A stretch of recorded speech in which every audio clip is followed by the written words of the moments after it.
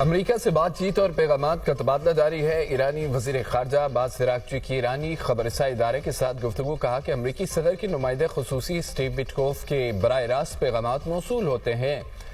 واضح نتیجے تک رائے نہیں دی جا سکتی۔ اس مرحلے پر جو کچھ بھی کہا جا رہا ہے وہ محض قیاس اور رائیوں پر مبنی ہے۔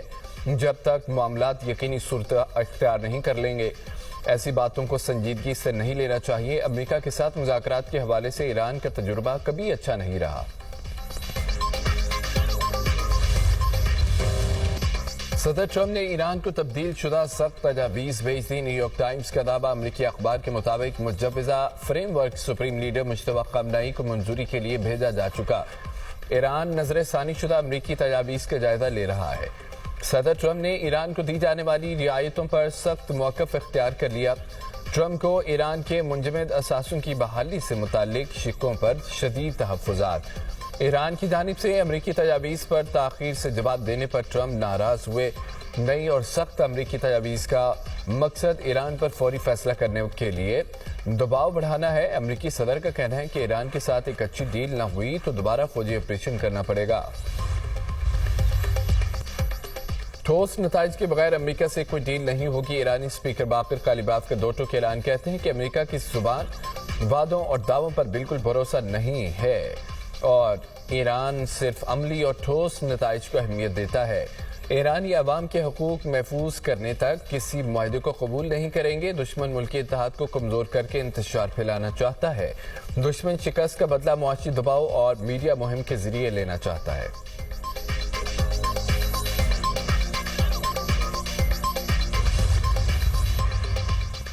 امریکی صدر ڈونلڈ ٹرمپ سے شامی صدر احمد الشرا کا ٹیلی فونک رابطہ۔ شامی معیشت اور خطے کی تازہ صورتحال پر تبادلہ خیال۔ احمد الشرا کہتے ہیں کہ امریکی پابندیوں کا خاتمہ شامی معیشت کی بحالی کے لیے ضروری ہے۔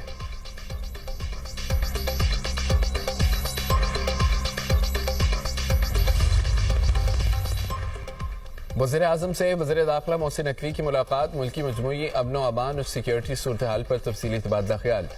وزیر داخلہ نے گلگت بلتستان کے انتخابات کو پرامن اور شفاف بنانے کے لیے انتظامات اور تیاریوں پر تفصیلی بریفنگ دی۔ کہا کہ انتخابی عمل کے دوران امن و امان برقرار رکھنے اور ووٹرز کو محفوظ ماحول فراہم کرنے کے لیے جامع سیکیورٹی پلان مرتب کیا گیا۔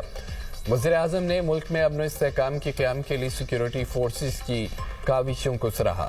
گلگت بلتستان الیکشن سے متعلق سیکیورٹی انتظامات یقینی بنانے پر وزیر داخلہ اور ان کی ٹیم کی تعریف۔ کہا حکومت جمہوری عمل کے لیے ہر ممکن اقدامات جاری رکھے گی۔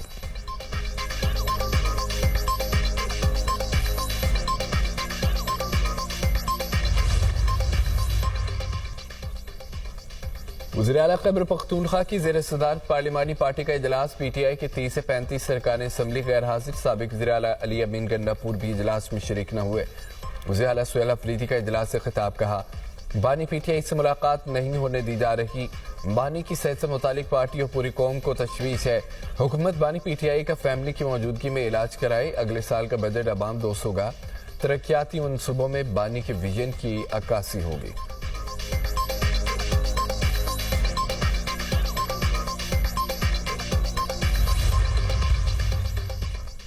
چمن جلسے میں محمود خان اچکزئی نے ذاتی لشکر بنانے کی بات کی۔ انہوں نے جلسے میں متنازع باتیں کی۔ گورنر بلوچستان شیخ جعفر مندوخیل نے اور نون لیگ کے پارلیمانی لیڈر میر سلیم کھوسو کی نیوز کانفرنس۔ کہتے ہیں چمن جلسے میں پشتون اور بلوچوں میں تفریق پیدا کرنے کی کوشش کی گئی۔ بلوچ قوم پاکستان سے محبت کرتے ہیں۔ بلوچستان کے حالات کو سمجھنے کی ضرورت ہے۔ ہم انصاف پسند معاشرے کے خواہاں ہیں۔ ہماری توجہ بلوچستان میں قیام امن پر مرکوز ہے۔ صوبے میں ماضی کی نسبت بہت بہتر ڈیولپمنٹ ہوئی۔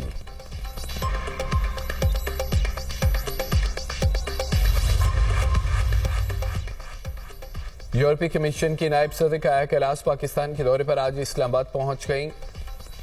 نمائندہ یورپی یونین پاکستان کی اعلیٰ سیاسی اور عسکری قیادت سے ملاقاتیں کریں گی۔ کایا کیلاس یورپی یونین پاکستان اسٹریٹجک ڈائیلاگ میں شرکت کریں گی۔ اسحاق ڈار اور کایا کیلاس یورپی یونین پاکستان اسٹریٹجک ڈائیلاگ کے 8ویں دور کی مشترکہ صدارت کریں گے اور نائب وزیر اعظم اسحاق ڈار کی زیر صدارت اجلاس۔ وزارت خارجہ کے سینئر حکام کی شرکت۔ آئندہ کی سفارتی سرگرمی کے حوالے سے امور پر غور۔ اسحاق ڈار کی ملکی سیاسی و اقتصادی مفادات کے فروغ کے لیے مکمل تیاری کی ہدایت۔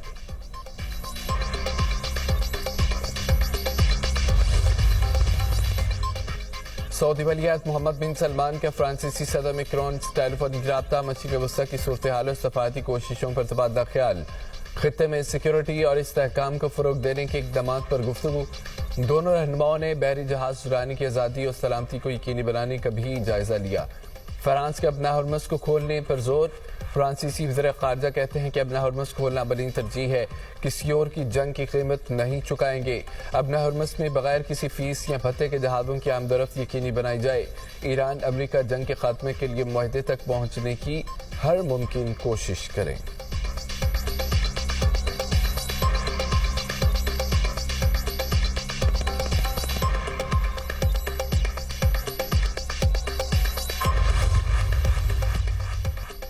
شہید آیت اللہ خامنئی کے جنازے اور تدفین کی تیاری۔ شہید آیت اللہ سپریم لیڈر کے جنازے اور تدفین کے لیے خصوصی انتظامی ہیڈ کوارٹرز قائم۔ آیت اللہ خامنئی کی نماز جنازے کی حتمی تاریخ کا اعلان جلد متوقع ہے۔ نماز جنازہ میں لاکھوں افراد کی شرکت کا امکان۔ اعلیٰ ایرانی حکام کا سیکیورٹی اور انتظامی اقدامات پر غور۔ علی خامنئی 28 فروری کو امریکی اور سیاسی حملوں کے ابتدائی مرحلے میں شہید ہو گئے تھے۔ اسرائیلی فوج نے لبنان کے تاریخی قلعے بو فورٹ پر قبضہ کر لیا۔ صہیونی فورس 26 برس بعد لبنان میں کئی کلومیٹر اندر تک گھس گئیں۔ نبطیہ شہر کے قریب بو فورٹ قلعے پر قبضے کے لیے کئی روز سے لڑائی جاری تھی۔ صہیونی فوج نے شہریوں کو مزید 7 علاقے خالی کرنے کا حکم دے دیا۔ جنوبی قصبے ایڈلون پر اسرائیلی جنگی طیاروں کی بمباری گھر کو نشانہ بنا، 6 بچوں سمیت 9 شامی پناہ گزین شہید۔ لبنانی حکام کے مطابق شہداء کا تعلق ایک ہی خاندان سے تھا۔ لبنان میں 2 مارچ سے جاری حملوں میں شہداء کی تعداد 3412 ہو گئی۔ حزب اللہ کا جنوبی لبنان اور شمالی اسرائیل میں 24 حملے کرنے کا دعویٰ۔ ہدف اسرائیلی فوجی دستے، گاڑیاں اور فوجی تنصیبات تھیں۔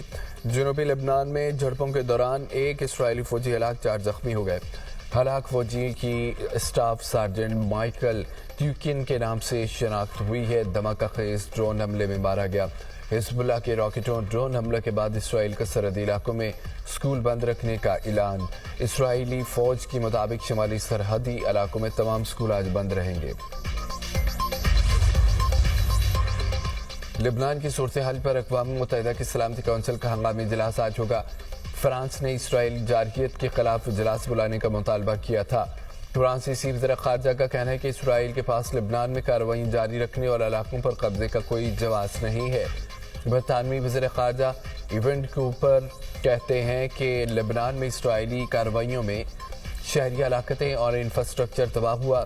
حزب اللہ اسرائیل پر حملے بند کرے، ہتھیار ڈالے، تمام فریق جنگ بندی کا احترام کریں۔ جرمن وزیر خارجہ یوہاد اوڈیفولول نے کہا ہے کہ اسرائیلی فوج کی جنوبی لبنان میں پیش قدمی تشویشناک ہے، تمام فریقین جنگ بندی کی طرف لوٹیں۔ بل ادا کرنے والے خاندان اپنے آپ کو، اپنے شناختی کارڈ کو اس QR کوڈ کے ذریعے اپنے میٹر کے ساتھ منسلک کریں۔ یہ بات بہت ضروری اس لیے ہے کیونکہ پچھلے 4 سالوں میں 200 یونٹ سے کم استعمال کرنے والے بجلی کے جو صارفین ہیں وہ 95 لاکھ سے بڑھ کر 2 کروڑ 15 لاکھ ہو چکے ہیں، اور ان صارفین کے اوپر کو 527 ارب روپے سالانہ کا بجلی کا ڈسکاؤنٹ دیا جا رہا ہے۔ حکومت بجلی کے پروٹیکٹڈ صارفین کے لیے سبسڈی ختم نہیں کر رہی۔ وزیر توانائی نے وضاحت کر دی۔ سردار اویس لغاری کی نیوز کانفرنس کہتے ہیں کہ QR کوڈ سسٹم کے ذریعے اہل صارفین کو بلا تعطل سبسڈی دیتے رہیں گے۔ 20 لاکھ سے زائد سنگل فیس والے صارفین QR کوڈ کے ذریعے رجسٹریشن مکمل کرا چکے ہیں۔ بجلی سبسڈی کا حجم 199 ارب سے بڑھ کر 423 ارب روپے تک پہنچ گیا ہے۔ زرعی اور گھریلو شعبے کو 527 ارب روپے کی سبسڈی دی جا رہی ہے۔ بجلی کی قیمتوں میں کمی کے حکومتی دعوے درست ہیں۔ پچھلے 2 سال سے بجلی کی قیمت میں کمی آئی۔ زرعی صارفین کے لیے 14%، صنعتی صارفین کے لیے 33%، کمرشل صارفین کے لیے 8% بجلی سستی ہوئی۔ حکومت نے 780 ارب روپے کا گردشی قرضہ کم کیا۔ IPPs معاہدوں پر نظر ثانی سے 3500 ارب روپے کی بچت ہوئی ہے۔ دیامر بادشاہ محمد داسو سے بجلی خریدنے جا رہے ہیں۔ ہل پارک کی 1 انچ زمین بھی کسی کو الاٹ نہیں کی گئی. میئر کراچی مرتضی بھاب نے وعدے کر دیا. میڈیا سے گفتگو میں بولے کہ ہل پارک کے MC کی ملکیت ہے نہ ہوگا. پارک کے پاس جو کام ہو رہا تھا اسے رکوا دیا. کھالوں اور لاشوں کی سیاست نے شہر کو نقصان پہنچایا. کراچی کے شہریوں کا نقصان نہیں ہونے دیں گے. شہر کو تقسیم اور نقصان پہنچانے والی سیاست سے اجتناب کرنا ہوگا. کس نے چائنا کٹنگ کی سب سے معلوم ہے. شہر کے معصوم پلان کا بیڑا غرق جماعت اسلامی کے دور میں ہوا. میانمار میں ہونے والے دھماکے میں 55 افراد ہلاک، درجنوں زخمی ہو گئے. برطانوی میڈیا کے مطابق دھماکہ باغیوں کی زیر کنٹرول علاقے میں ہوا. رپورٹ کے مطابق مرنے والوں میں 25 خواتین بھی شامل ہیں. کئی افراد ملبے تلے دبے ہوئے ہیں. امدادی کارروائیاں جاری.